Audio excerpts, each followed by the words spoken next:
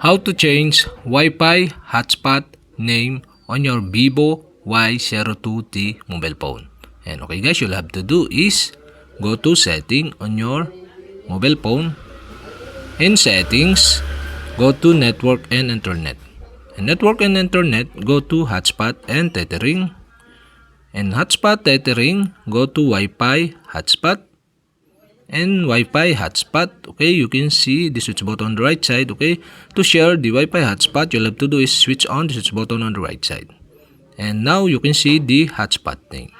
To change the hotspot name, okay, you can tap this and edit the hotspot name. For my example, okay, I change into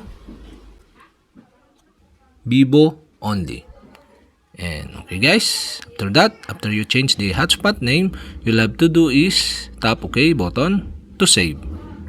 And that's it. Okay, you have successfully changed the Wi-Fi hotspot name on your Vivo Y02t mobile phone.